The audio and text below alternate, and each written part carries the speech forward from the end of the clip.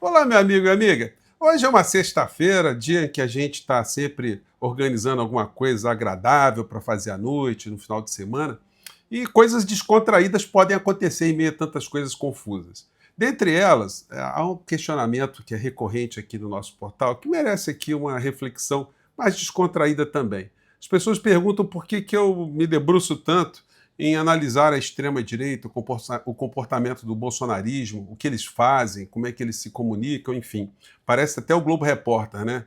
Como se alimentam, como vivem, como acasalam. Pois bem, gente, nós temos que ter atenção sobre essas criaturas porque eles já estiveram no poder em outras partes do mundo. Figuras semelhantes também estão no poder, estão fazendo o estrago que nós estamos vendo contra o planeta. E conhecer como essas pessoas operam, qual é a metodologia, o que eles querem, é muito importante para a gente saber como a gente pode defender o nosso país dessas figuras, que não são apenas adversários políticos, eles são inimigos do Brasil. Eles são inimigos da civilização, não só a civilização brasileira, se a gente puder dizer assim, mas a civilização humana como um todo, né? E são pessoas que têm sempre ambições de caráter pessoal, de caráter muito mesquinho, porque não tem nenhum projeto para uma nação. Porque qual projeto em comum que pode ter Donald Trump, Netanyahu, Silas Malafaia, Jair Bolsonaro, Javier Milei, Vítor Orbán e por aí vai?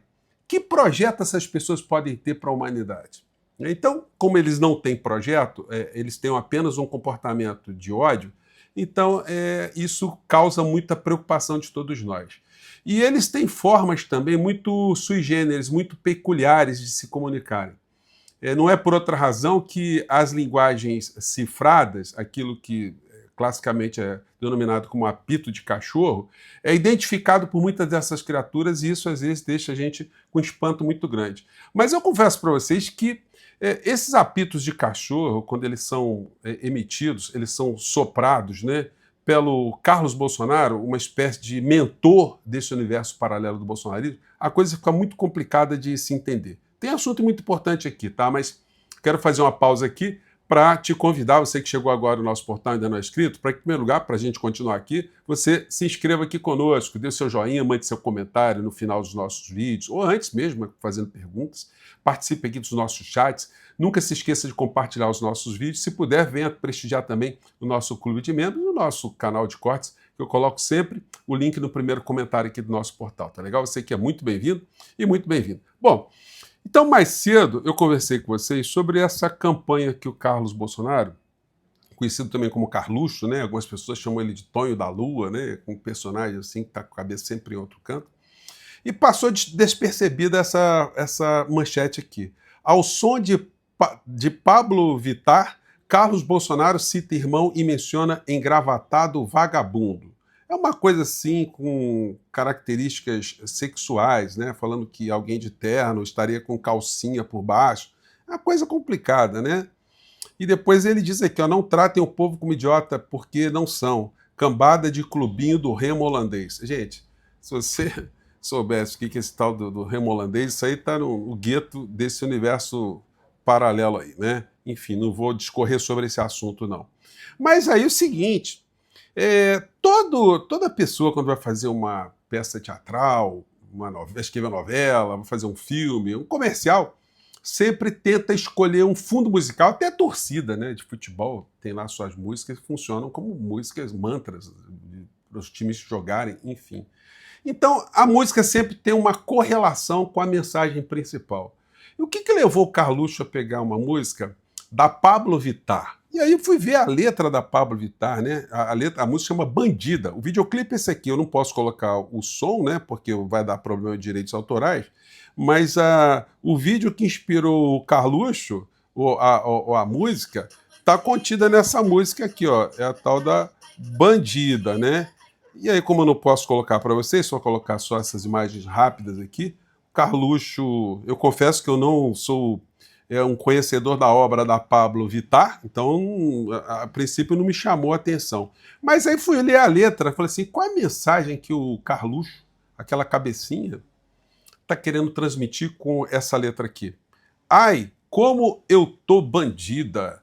Ai, ai, como eu tô bandida. Como eu tô bandida, como eu tô bandida, ai. Olha quem chegou aqui. Veio querendo de novo. Tava jogando pra tu, agora jogo pro povo. Então o povo tá aqui nessa mensagem, né? Falei pra não me mandar mensagem no celular. Já cansei da sua cara. Chega, sai pra lá. Tá querendo me amarrar? Tá querendo me prender? Eu só quero bagunçar. Vem que eu tô solteira. Eu fico até imaginando o Carluxo dançando, né? Ao som dessa música, dessa poesia aqui. Tá querendo me amarrar? Tá querendo me prender? Eu só quero bagunçar. Vem que eu tô solteira. Hoje eu tô solteira, eu tô que tô na bagaceira. Todo dia é sexta-feira. Sensacional, né? A letra é muito poética, que embala os pensamentos do senhor Carlos Bolsonaro, né? Isso colocando mensagens tristes também, do papai todo sorumbático, pai detonado, né? Então é isso aí, meu amigo e minha amiga, se você souber traduzir para mim, identificar esse apito de cachorro, porque essa gente quer voltar ao poder. Vocês já imaginaram? O ministro da Educação ali, indicado pelo Carluxo, ou Carluxo nomeado ministro da Educação, que coisa interessante seria, né? Do ponto de vista do universo paralelo, né? Gente, olha, essa coisa do universo paralelo poderoso é complicada. Essas figuras chegam ao poder e a desgraça é garantida. E estão sendo objetos de memes os comportamentos de Donald Trump. Talvez o gangster mor do planeta, né? Nós não conhecemos ninguém que tenha tido tantas frases, tantos comportamentos, tantas coisas abjetas quanto Donald Trump. E aí fizeram esse memezinho aqui, ó. Vamos ver aqui. Aqui vários líderes passando no Estreito de Hormuz, né? E pagando pedágio. The toll as promised. Passage granted. Safe travel.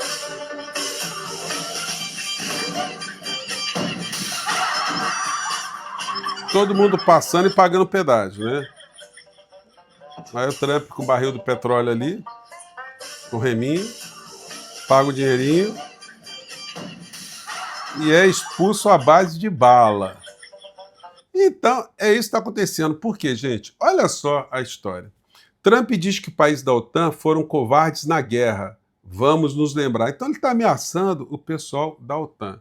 E aqui a notícia de baixo diz o seguinte: Estados Unidos envia um grupo de assalto anfíbio com 2.500 fuzileiros, dizem agências. Gente, não tem um analista que esteja dizendo que esse troço é viável, que os norte-americanos possam desembarcar em algum território do Irã e não serem dizimados, né? Bom, vamos ver, né, o que vai acontecer, porque a situação está muito complicada para o senhor Trump nos Estados Unidos. Trump volta a criticar aliados da OTAN. Covardes, nós vamos nos lembrar. Os colunistas aqui, por exemplo, esse aqui do The Economist, né? Trump está cada vez mais enfraquecido e irritado com a guerra do Irã. Isso é muito perigoso. Ao diminuir os superpoderes políticos do presidente, a campanha imprudente no Oriente Médio pode torná-lo mais perigoso. Outra coluna aqui, também é publicada no caderno aqui do Estadão, reproduzida matéria original do The New York Times. Existe uma única rota de saída para Trump, evitar que a guerra no Irã saia do controle. Ou seja, a sugestão aqui final é ele fazer um acordo, sair tentando um acordo, porque não tem, na base da pancadaria, o cenário é cataclismático para o planeta, né? Isso aí deve preocupar todos nós. Olha a realidade que está nos Estados Unidos, gente. Esse aqui é um canal, eu estava pesquisando aumento de combustíveis nos Estados Unidos, e por acaso cheguei aqui no canal da Júlia Prado, uma brasileira que é caminhoneira nos Estados Unidos. Ela não fala de política, ela fala da rotina nos Estados Unidos. E aí eu estava vendo esse vídeo dela, os algoritmos me jogaram, né, pesquisando combustível, Estados Unidos e tal. E achei muito interessante, ela faz assim, despretensiosamente, o relato de como andam os preços do diesel nos Estados Unidos agora. Acompanhe só, gente. Tá caro, gente. Tá caríssimo o diesel. Aqui nessa rede, em South Carolina, tá 5 dólares o galão, né? Mas lá pra cima, mais pro norte, gente, tá quase 10 dólares o galão. Talvez seja por causa dessa guerra, né? Talvez não, é por causa da guerra, né? Estados Unidos com o Irã. Já viram que trancou tudo, já não consigo falar mais, né? O pouquinho que eu saí lá fora, que eu inalei o ar lá de fora, Já me trancou tudo. É muito interessante, gente, ela falando da rotina dela, né, na estrada e tal, é só apenas uma curiosidade, falando aqui de como é a vida dela como caminhoneira, né, e casualmente falou, o preço tá isso, tá no sul, né, na Flórida, $5 o galão. Gente, estava custando $3 e uns quebrados. E mais para o norte está $10. Gente, então a coisa para o Trump está muito complicada. Então, se essa guerra não cessar rapidamente, o colapso está garantido, principalmente contra ele nos Estados Unidos. O americano não está acostumado com esse negócio de ficar vendo remarcação de preço com essa velocidade toda, não, né? O presidente Lula hoje, ele anunciou uma coisa que eu reputo como uma coisa extremamente bombástica. No entanto, eu só vi um jornal na internet comentando, foi o Poder 360. Foi a declaração que Lula fez, né, primeiro, mostrando que a depredação que foi feita no governo Bolsonaro, entregando de mão beijada os ativos da Petrobras, foi um comportamento lesa pátria de gangster criminoso, bandido salafrário. Ele não falou assim, mas eu estou falando, né?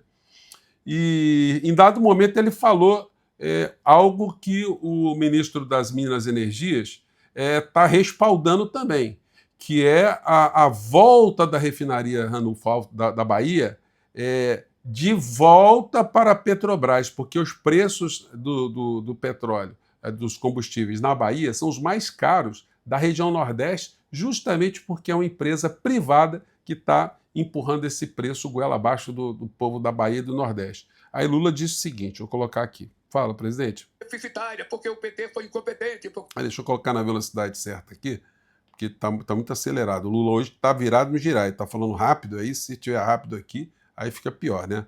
Mas vamos lá, presidente. Porque a Dilma foi incompetente, porque foi incompetente. A Petrobras não sei da quanta. A Petrobras do ano passado, no governo do PT, ela voltou a ser a empresa mais rentável deste país. Mais rentável. Batendo, inclusive, o Mercado Livre, que era o mais rentável. Olha por quê? Porque nós fazemos as coisas que precisam fazer. Eles venderam a refinaria da Bahia, nós vamos comprar a refinaria da Bahia. Pode demorar um pouco, mas nós vamos comprar. Ou seja... Olha, ele não falou isso aleatoriamente, não, gente. Isso aí já a gente vai ter notícias dessa iniciativa muito em breve, eu não tenho a menor dúvida. Eles achavam que a gente não deveria, mais fazer prospecção de petróleo, porque era melhor importar. Nós vamos continuar fazendo as coisas que nós sabemos que é preciso ser feito para esse país. Eles achavam que não era possível fazer navio. Que para que navio? Para que navio? Tem tanto navio no mundo. Para que navio? Porque a gente tem um déficit no transporte, dos nossos produtos. Então é preciso que a gente tenha um navio nosso, feito por trabalhador nosso, guiado por comandante nosso, carregando produto nosso. É isso que faz um país ser soberano. É quando ele é dono do seu nariz. Na casa da gente, a gente é soberano quando a gente não precisa bater palma na vizinha e pedir uma xícara de óleo, uma xícara de açúcar. Quantas pessoas que estão aqui já viveram isso? Então, soberano é quando você é dono do seu nariz. Essa semana eu falei para a Marta, eu estava muito preocupado. Liguei para a Marta, ela estava, inclusive, em Nova York. Eu falei, pode antecipar sua volta, querida. Pode antecipar sua volta, que nós temos uma coisa importante para discutir. Porque a Petrobras tem que ter poder, é importante, é uma empresa de economia mista, tem ações na Bolsa de Nova York, nós respeitamos tudo isso, mas a Petrobras tem que saber que ela não é dona do Brasil, é o Brasil que é dono dela. Ela só tem que saber isso. Então, gente, a fala do presidente Lula foi uma fala muito importante. O único canal foi esse aqui que falou, vamos comprar refinaria vendida pela Petrobras, que foi uma dessas mamatas que a Orcrim que esteve à frente do nosso país e que quer voltar ao poder, e provavelmente ao som da Pablo Vittar, enfim, que a gente tem que evitar, né? Gente, me desculpe o trocadilho, hoje é sexta-feira, um dia mais descontraído, embora o mundo esteja nesse conflito todo, mas é muito importante a gente ter um presidente que tem noção do que seja a soberania, o interesse nacional, né? Vamos torcer aí para que isso embale, que o presidente Lula, o mais rapidamente possível, coloque isso em pauta, a retomada dessa refinaria que está fazendo muita falta para o povo brasileiro. Um grande abraço, gente, até o nosso próximo encontro. Tchau.